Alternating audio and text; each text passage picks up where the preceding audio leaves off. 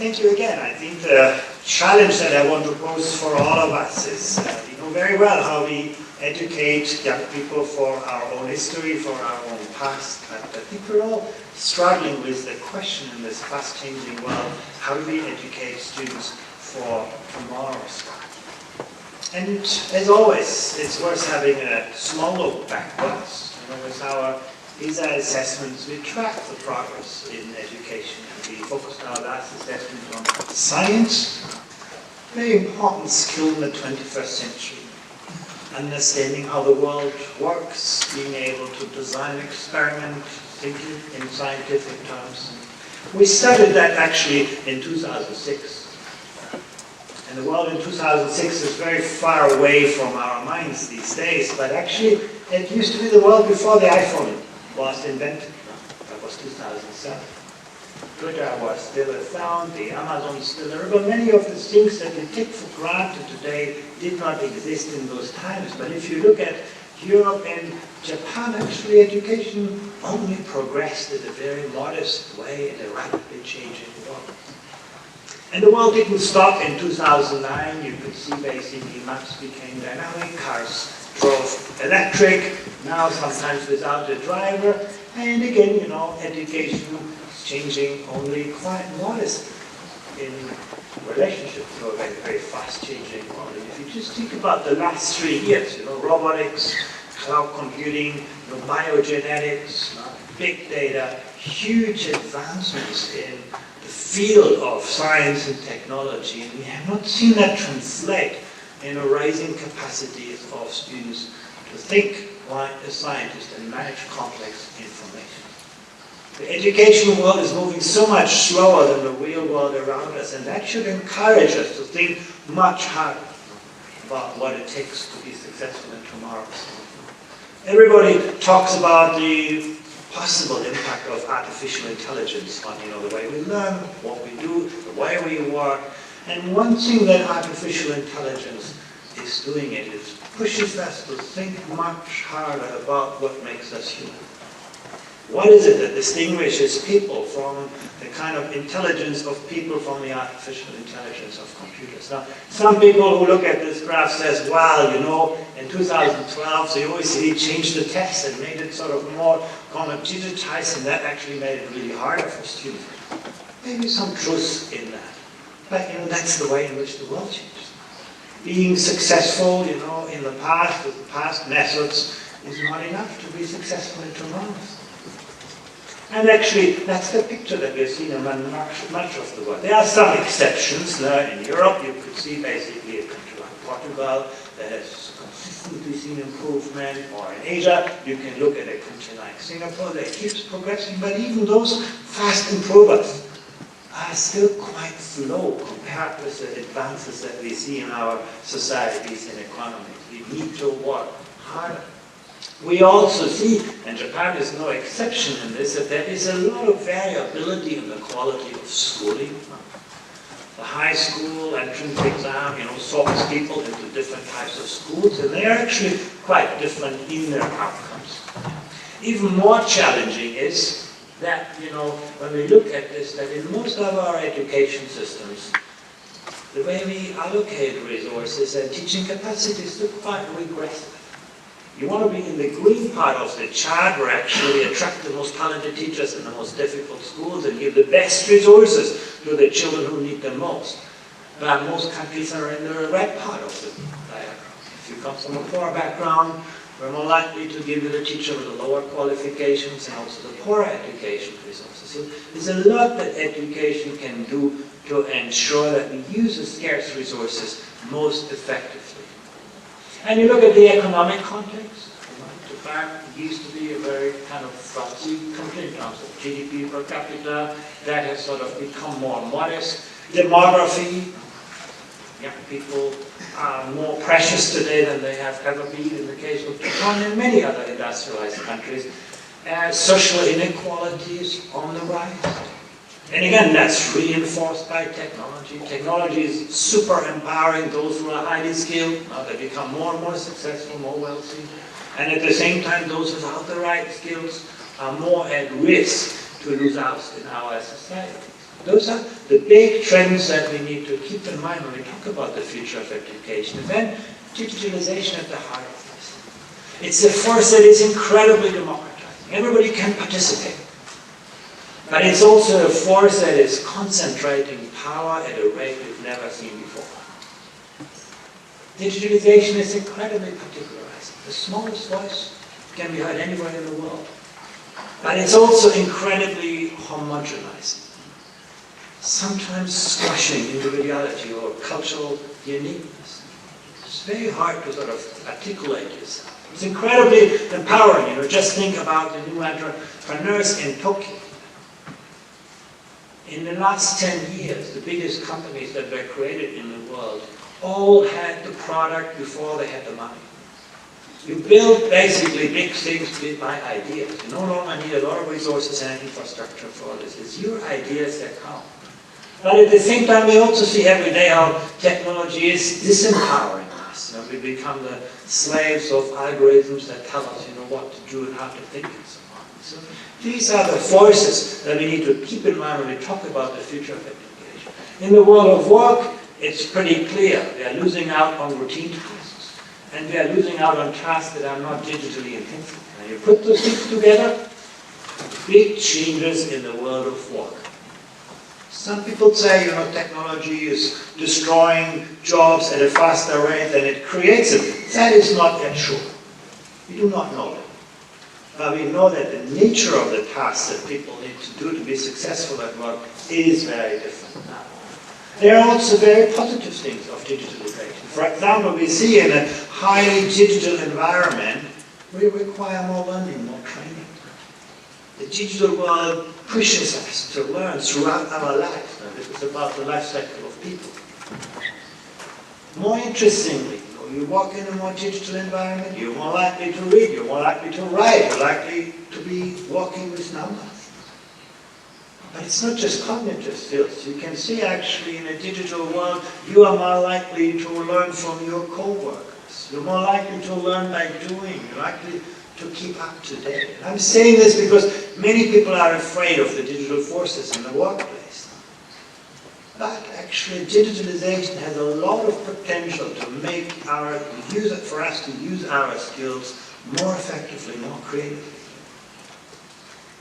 Some people have described this as a race between technology and education. Before the Industrial Revolution, neither technology nor education made a big difference for the vast majority of people. And then came the Industrial Revolution, moving technology ahead of people, and while today, we marvel at the outcomes of the Industrial Revolution, we wouldn't have wanted to live in those times, because many people suffered. They were not prepared for the norms of the industrial society.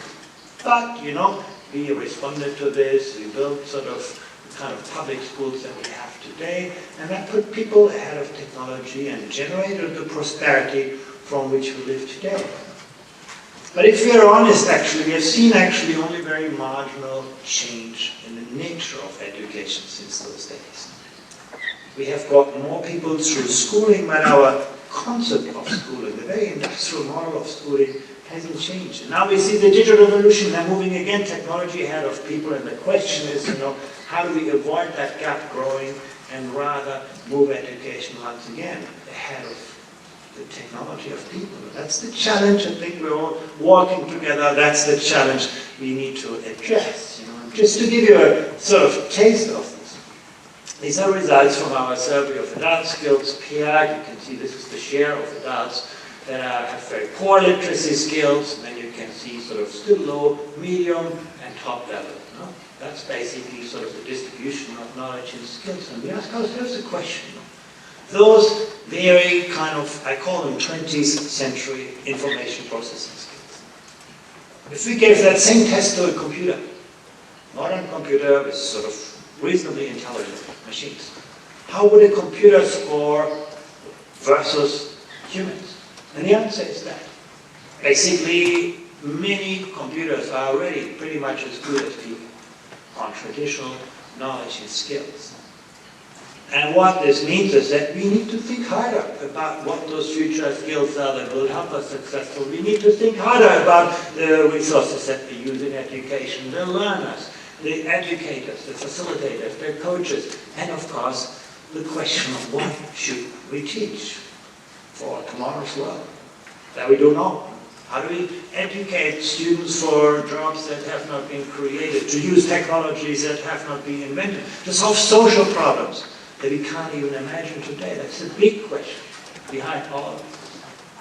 Think about, a decade ago, technology might have been in your smartphone or your computer, very localized. But then, technology got out in the real world. The virtual world became the real world, and everybody's got connected. But while that has great potential, we also know the implication has been that it's much harder to navigate knowledge these days. In the past, literacy was about processing written information that somebody else gave you. If you didn't know the answer to a question, you could look it up in an encyclopedia and you could trust the answer to be true. Today, you go on Google or Weibo or whatever, and you find a million answers to your question. Nobody tells you what's right and what's wrong. You have to find the truth. Literacy is no longer about extracting knowledge, but about constructing knowledge. A very different kind of skill.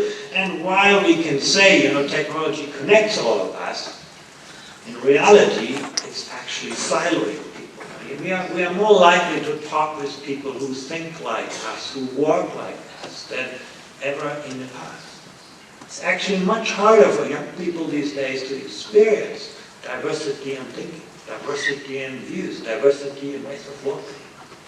Those are questions that 21st century schooling will have to work with. And if you just, miss a taste of the intensity of this, about half of Japanese 15-year-olds say they feel bad if they're not connected. Technology has become like breathing and drinking water.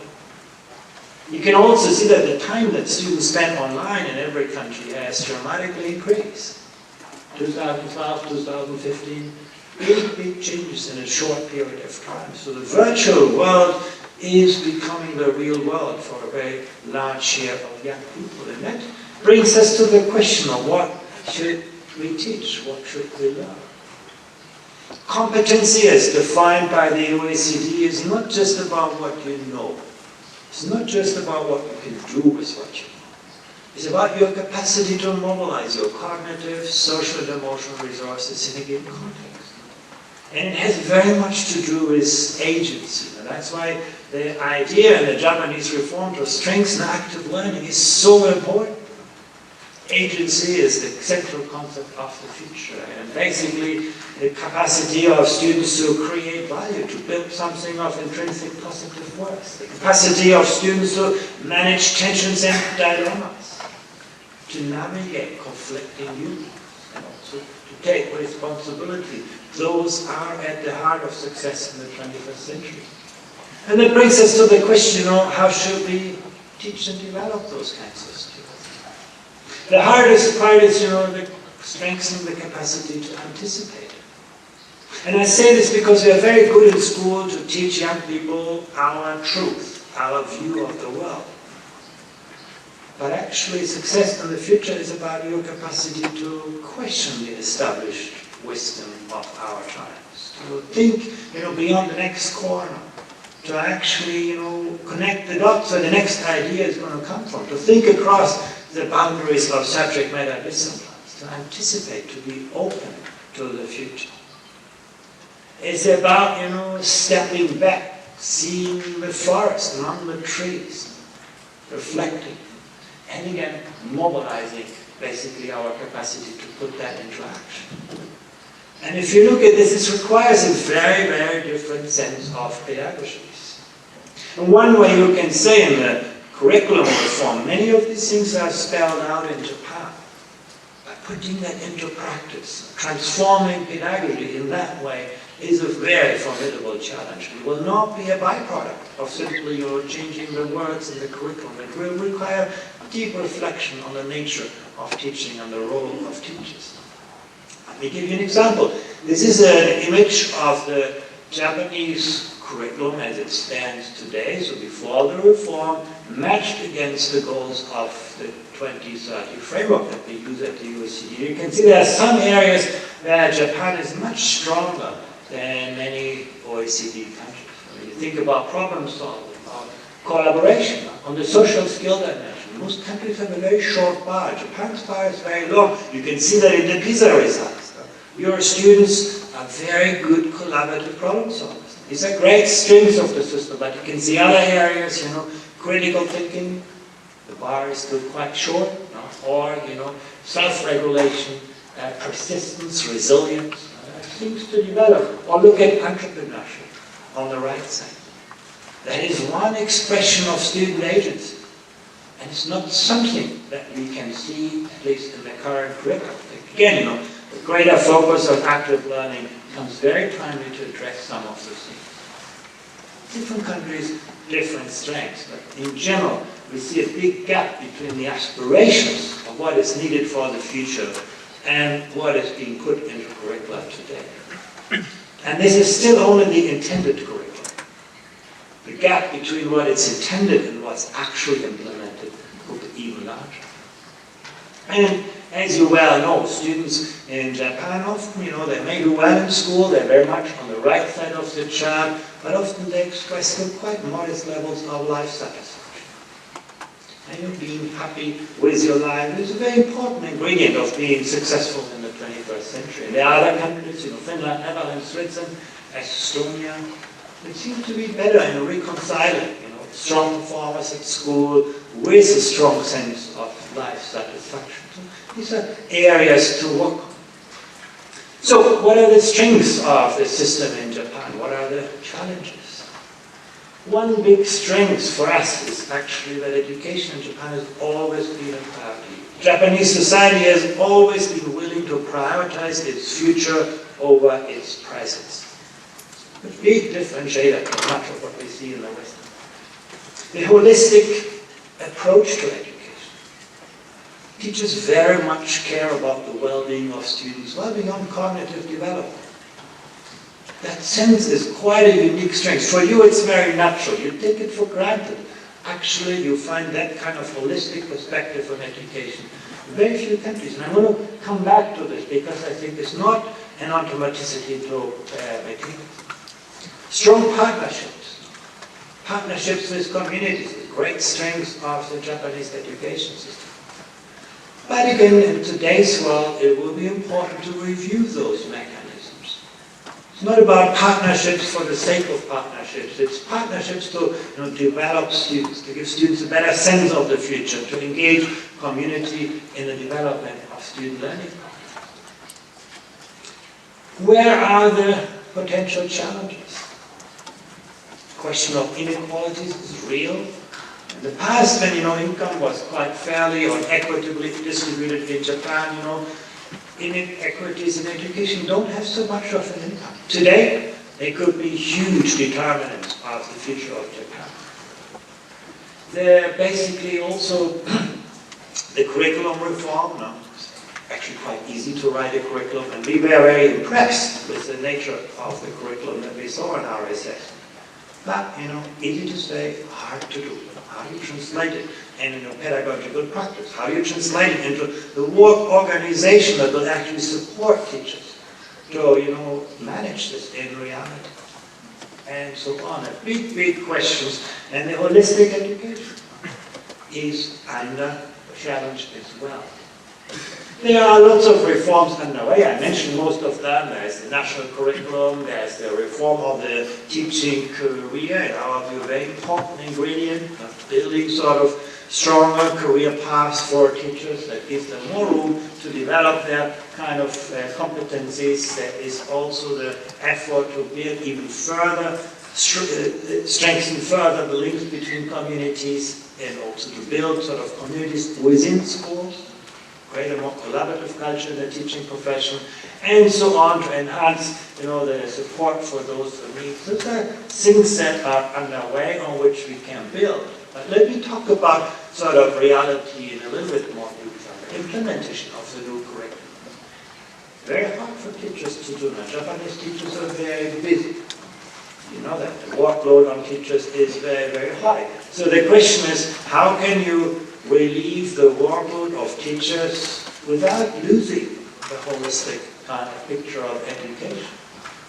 And let me show you sort of a couple of things on this. Now, basically, when you study this in greater detail, what makes sort of what drives the kind of expenditure in education a little bit is teacher salaries, but you know, in the past, Japanese teachers used to be paid better. Today, they are just, you know, a little bit better paid than what we see on average across OECD countries. Instruction time, you know, school days are not particularly long in Japan, and lowers cost a little bit. Then another cost driver is that basically teaching time. Japanese teachers, you know, work a lot but teach less than other countries. That makes the system slightly expensive. And on the other hand, you save costs by having relatively large classes. And that gives you sort of, makes you an average spender. Japan produces very strong results at kind of moderate costs. So what are the alternatives? Now some people say, well, you know, let's make classes a lot smaller. You can look at Greece. You know, overall spending is quite similar in Japan relative to the size of the economy. And you can see actually, you know, the fact that classes are very small drives costs in Greece very much up. Otherwise, it's quite similar to Japan. But even Greece can spend money only once. And the price for this has been that teachers are very poorly paid and students have very little time for learning. So smaller classes without more money actually have a big, big cost. The United States is another country which you can look at as an alternative. And there you basically see what drives costs up is that, you know, the class sizes in the United States are smaller than in Japan. That's sort of what they prioritize, but the price for this has been that teachers have very little time to do other things than teaching. And that's sort of one of the threats that we see as the kind of, to the holistic approach to education. If teachers lose the opportunities to take care of students, to work with students beyond the classroom, to work with each other, to reimagine and develop new pedagogical practice. If education becomes a more kind of tailorized work, you know, it may sound more efficient, but it may lose much of the heart of education. The United States is a good image of a country that with similar resources, overall resource levels in the United States are quite the same as in Japan. But spending patterns have been driven in a way to sort of tailorize the work organization and actually make teaching not particularly attractive. Actually, you know, in the end of the day, what makes teaching attractive, intellectually attractive, is the role that teachers have to frame the education system, not just deliver instruction in the classroom. So this is just a word of caution for us to think carefully about spending choices. Well, if your finance minister gives you more money, you can do lots of things. But if you work in a constrained fiscal space, you need to think hard about spending choices, and in our view, maintaining the holistic nature of education is really very important. You can look at this in another way. You know, on the vertical axis, you see the student-teacher ratio. That's how generous you are with teachers. And actually, you can say Japan has a lot of teachers. On the horizontal axis, you see class size. And then you can compare yourself with, you know, countries like China or the United States, the biggest economies for which you have data. And you can see on the vertical axis, all three countries are broadly similar. No? Fairly generous in terms of providing teachers for the system. But you look at the United States, the relatively small classes, it's basically on the left, means that teachers have no time for other things than teaching. They teach 1 hour after the other. In the case of China, it's gone the other way. Actually, class sizes are even bigger, and it means that actually teachers in China have even more time than Japanese teachers to work with each other, to, you know, have engage in professional development, to observe other people's classrooms, to do research projects. Somehow, you know, it's about, you know, in which direction will Japan go? We can see the world provides a great laboratory for us to explore what the consequences of different choices have been, and we invite you in our report to look at those carefully. This is just to say that actually when we surveyed the job satisfaction of teachers, we didn't find any relationship with the size of the class. We did find a very strong relationship between teachers' job satisfaction and the degree of professionalization. In an environment where teachers had, you know, a greater sense of ownership over their profession, they were happier with their jobs, irrespective of class. So if you want to make teaching more attractive, And you may think, well, at the moment we still have lots of people who want to become teachers. Think about 10 years ahead, 15 years ahead. It's going to be much harder for Japan to attract qualified people into the teaching profession. Because there are fewer people around, there are more attractive jobs around, digitalization creates so many opportunities for bright people. It's going to be hard. It's much more important to think about the different dimensions of professionalization. We look at this in terms of our talent survey with 3 dimensions. It has to do with the knowledge that teachers have, it's to do with the discretion that teachers have, and it has to do with the opportunities for them to work together as a profession. And that is what is the principal driver of job satisfaction and teacher efficacy. We see that very clearly here. The more teachers teach jointly, the more they observe other classes, the more they engage in joint activities, the more they take part in collaborative learning, the greater their sense of self-efficacy, the greater their sense of being satisfied with their job, their greater sense and so on. And that brings me to, also the issue around pedagogical leadership. How do you create a collaborative culture in schools? It doesn't fall from the sky. In a way, what amazes us as observers is that in Japanese schools, teachers are very capable to self-organize themselves. In many schools, actually, teachers do their lesson studies without a principal being there to sort of frame that process. But in the long run, when you think about pedagogical transformation, instructional leadership will be important. We found, that's our observation, that principals in Japan are often administrative leaders that take care of the building, the management, and not as much instructional leaders as we see in some other countries. In the future, that may be more important. Why do I say this?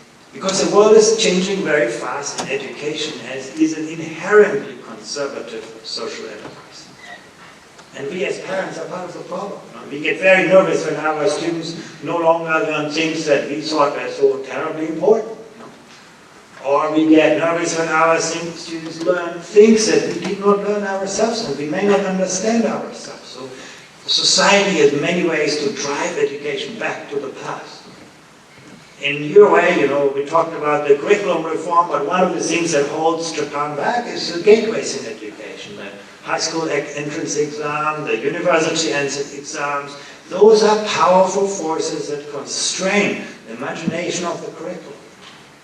Changing that, getting sort of out, and school leaders may become more important in the future as forces who advance the education system rather than holding back. Same for parents. I think one of the greatest assets that you have in Japan are parents who are actually genuinely interested in the well-being of their students, who actually take the initiative to discuss the future of their children with their teacher. Again, teacher may see this as a burden. From the viewpoint of the Oecd, we see this as a great strength. When people complain here that parents are interfering too much with the schools, I can tell you most countries wish they had that problem.